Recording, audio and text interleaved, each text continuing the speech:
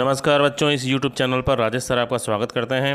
12th chemistry के first chapter का जो पार्ट है 23 एंड 24, इसकी अपन बात करेंगे बच्चों। ये आया था 20 अगस्त 2021 को, वर्कशीट जो आई थी स्माइल प्रोग्राम द्वारा आपके। इनके जो 5 प्रश्न हैं बच्चों, इनके अपन सॉल्यूशन की आज बात करेंगे। पहला जो प्रश्न है इसमें, अशुद्धि दोष किसे कहते हैं। दूसरा प्रश्न है, डोपिंग किसे कहते हैं।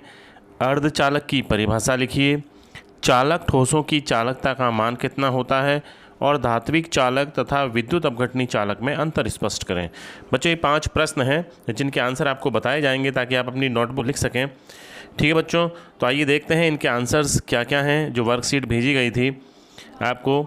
पार्ट है 23 एंड 24 की अपन बात कर रहे हैं। डेट है 20 अगस्त 2021।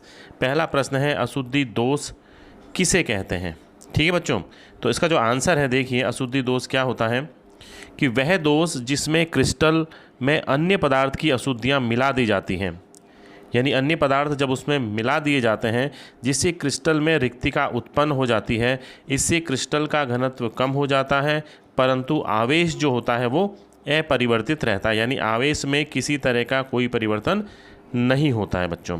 ठीक है, देखते हैं अपन इसका एक एग्जाम्पल लेते हैं।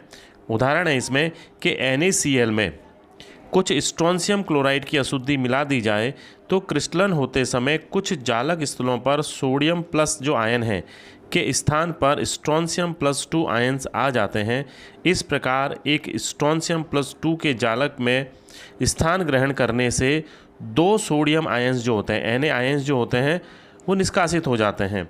इनमें से एक जालक स्थल पर स्ट्रोंशियम यानी Sr+2 आयन आ जाता है जबकि दूसरा स्थल रिक्त रहता है। यानी जब 2 Na+ निकलते हैं बच्चों, जिससे एक धनायन रिक्तिका बन जाती है। यानी कहने का मतलब क्या हुआ कि जब एक स्ट्रोंशियम अगर आएगा +2, क्योंकि इस पर +2 धन आवेश है, ठीक है बच्चों, तो उसके आवेश को संतुलित करने के लिए वहाँ से क्या होंगे, 2 Na+ निकलेंगे। तो एक Na+ के स्थान पर तो स्ट्रोंशियम आ जाता है, लेकिन आवेश को संतुलित करने के लिए एक जो Na+ है वो निकल जाता है और उसका स्थान जो है वो रिक्त रहता है। देखो इस चित्र में यहाँ पर दिखाया गया है बच्चों कि जब एक Na जो यहाँ पर था उसने अपना स्थान छोड़ा, प्लस ने एक Na+ यहाँ पर था उसने अपना स्थान छोड़ा, तो उसके स्थान पर क्या आ गया, यहाँ पर स्ट्रोंशियम आ गया Sr+2 आने से। क्योंकि इस पर 2 आवेश है तो आवेश को संतुलित करने के लिए ये जो Na+ था ये यहाँ से क्या हो गया, निकल गया, क्रिस्टल की सतह पर चले जाते हैं, यहाँ से निकल जाते हैं, जिससे यहाँ पर क्या हो गया, एक धन आयन रिक्तिका बन गई, एक धन आयन रिक्तिका बन जाती है। तो इस प्रकार जो होते हैं दोष वो अशुद्धि दोष कहलाते हैं बच्चों। अशुद्धियों को मिलाने पर उत्पन्न होने वाले दोषों को ही अशुद्धि दोष कहा जाता है। अगला जो प्रश्न है बच्चों, डोपिंग किसे कहते हैं। ये भी इसी से ही संबंधित प्रश्न है बच्चों। डोपिंग जो होती है, सहसंयोजी या आयनिक क्रिस्टल में किसी बाहरी पदार्थ की अशुद्धियों को मिलाकर उसकी चालकता में वृद्धि करना ही डोपिंग कहलाता है। ठीक है बच्चों, यानी किसी अशुद्धि को मिला देना डोपिंग कहलाता है।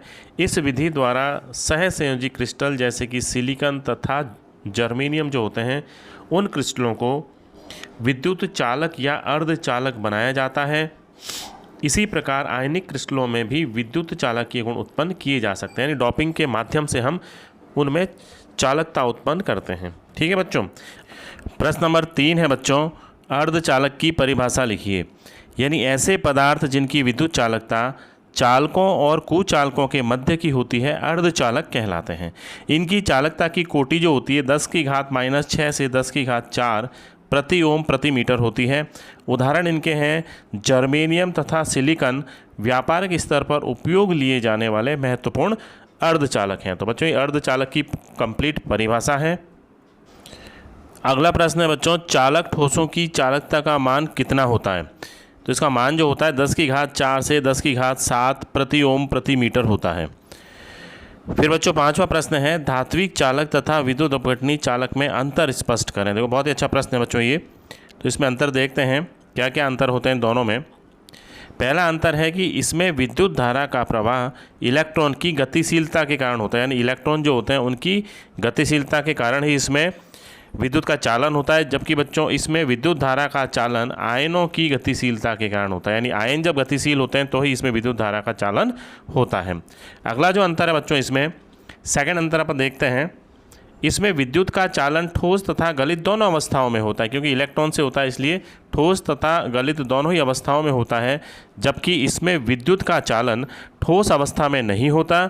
गलित अवस्था तथा विलयन में आयन जो होते हैं वो स्वतंत्र होने के कारण विद्युत का चालन करते हैं। ठीक है बच्चों। थर्ड जो इसमें अंतर है तीसरा, इन चालकों में द्रव्य का स्थानांतरण नहीं होता और ना ही कोई रासायनिक परिवर्तन होता है, जबकि इनमें द्रव्य का स्थानांतरण भी होता है और रासायनिक परिवर्तन भी होता है। अगला अंतर है, इनकी चालकता ताप वृद्धि के साथ घटती है, जबकि इनकी चालकता ताप वृद्धि से बढ़ती है। इनके उदाहरण है बच्चों, देखते हैं क्या क्या इनके उदाहरण हैं। सभी धातुएं जो होती हैं वो विद्युत चालक होती हैं, धात्विक चालकता का काम करती हैं, जबकि विद्युत अपघट्यों के जलीय विलयन तथा गलित विलयन जो होते हैं वो विद्युत अपघट्य विलयन की तरह व्यवहार करते हैं। तो बच्चों ये 5 अंतर थे इसमें टोटल। इस प्रकार ये जो वर्कशीट थी जो भेजी गई थी बच्चों, इस वर्कशीट के सारे प्रश्न जो हैं आपको उनके उत्तर आपको बता दिए गए हैं। आप इनको फटाफट अपनी नोटबुक में लिख लें और इसी प्रकार के बच्चों जितनी भी वर्कशीट आएंगी स्माइल प्रोग्राम द्वारा उन सभी के उत्तर आपको बताए जाएंगे। इसके अलावा जितनी भी क्वीज़ अब तक आई हैं उनके आंसर्स भी आपको बताए जाएंगे एक यूट्यूब वीडियो के माध्यम से। और इसके अलावा बच्चों अब जो नेक्स्ट चैप्टर होगा उसके प्रश्न भी यहाँ पर लेकर आएंगे। इसके अलावा भी जो इम्पोर्टेंट क्वेश्चंस हैं 5-5 क्वेश्चन डेली लेकर आएंगे। तो आप इस वीडियो को फटाक से इस चैनल को सब्सक्राइब कर लें। धन्यवाद।